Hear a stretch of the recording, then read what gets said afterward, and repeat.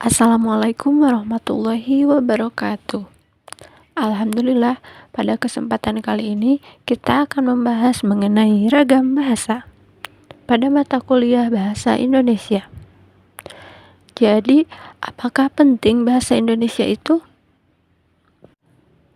Sebuah bahasa, penting atau tidak penting, dapat dilihat dari 3 kriteria, yaitu jumlah penutur, luas daerah penyebaran, dan terpakainya bahasa itu dalam sarana ilmu, susastra, dan budaya. Yang pertama, dipandang dari jumlah penutur. Ada 2 bahasa Indonesia. Yang pertama, bahasa daerah, yang disebut juga sebagai bahasa ibu. Yang pertama kali muncul dari setiap seseorang. Dan yang kedua adalah bahasa Indonesia yang disebut sebagai bahasa kedua. Bahasa Indonesia baru dikenal anak-anak sekolah setelah mereka sampai pada usia sekolah atau taman kanak-kanak. Jumlah penutur yang dimaksud adalah jumlah penutur yang menggunakan bahasa Indonesia sebagai bahasa kedua. Data ini akan membuktikan bahwa penutur bahasa Indonesia adalah kurang lebih 400 juta orang, ditambah dengan penutur-penutur yang berada di luar Indonesia. Hal ini menunjukkan bahwa bahasa Indonesia amat penting kedudukannya di kalangan masyarakat. Selanjutnya, dipandang dari luas penyebarannya. Penyebaran suatu bahasa tentu berkaitan erat dengan penutur bahasa itu. Oleh karena itu, tersebarnya suatu bahasa tidak dapat dilepaskan dari segi penutur. Yang selanjutnya, dipakainya sebagai sarana ilmu, susastra, dan budaya. Sejalan dengan penutur dan luasnya daerah penyebaran, pemakaian suatu bahasa sebagai ilmu sarana, susastra, dan budaya dapat juga menjadi ukuran penting atau tidaknya suatu bahasa. Selanjutnya, ada ragam lisan dan ragam tulis. Tidak dapat dipungkiri, bahasa Indonesia ragam lisan sangat berbeda dengan bahasa Indonesia ragam tulis. Ada pendapat yang menyatakan bahwa ragam tulis adalah pengalihan ragam lisan ke dalam ragam tulis atau huruf.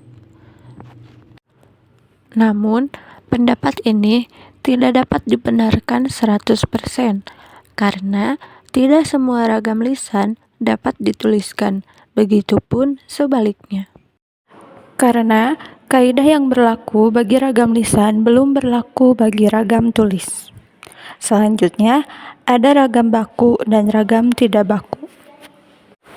Ragam baku adalah ragam yang dilembagakan dan diakui oleh sebagian besar warga masyarakat pemakainya sebagai kerangka rujukan norma bahasa dalam penggunaannya. Sedangkan ragam tidak baku adalah ragam yang tidak dilembagakan dan ditandai dengan ciri-ciri yang menyimpang dalam norma ragam baku.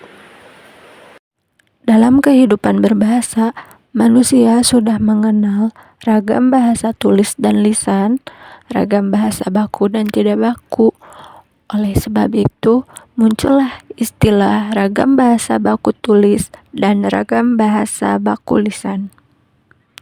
Ragam bahasa baku tulis adalah ragam yang dipakai dengan resmi dalam buku-buku pelajaran atau buku-buku ilmiah.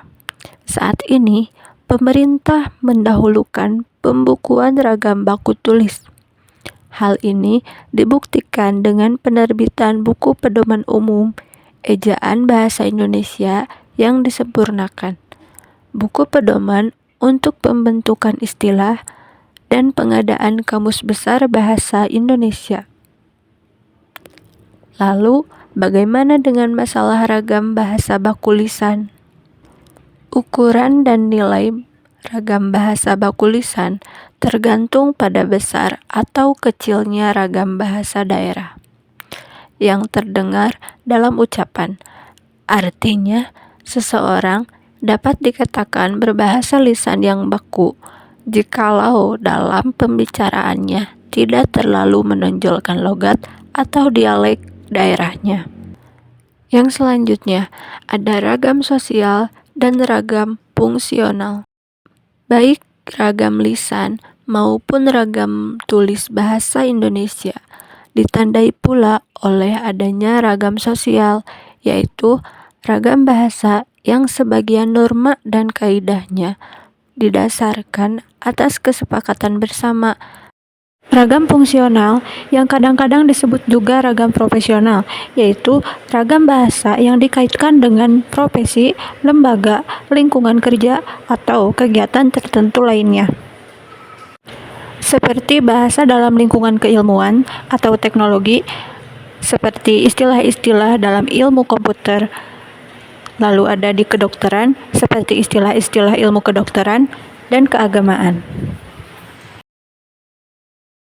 Penentuan atau kriteria bahasa Indonesia yang baik dan benar itu tidak jauh berbeda dari apa yang kita katakan sebagai bahasa baku.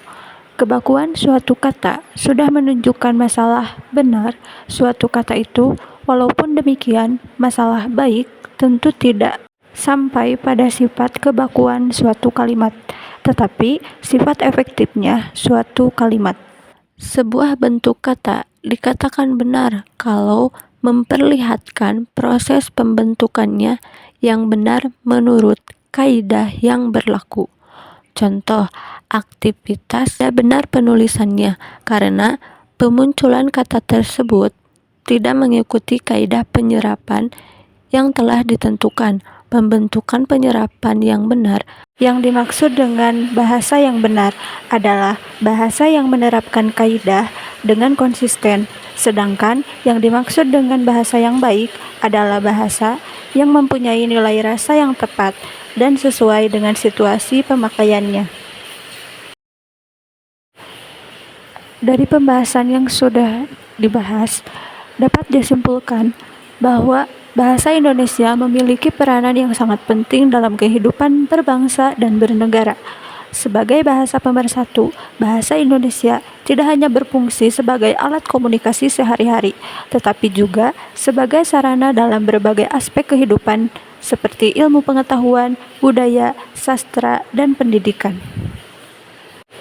Bahasa Indonesia juga memiliki ragam yang berbeda-beda, yaitu ragam lisan dan ragam tulis, yang digunakan sesuai dengan konteks, situasi, dan tujuan komunikasi.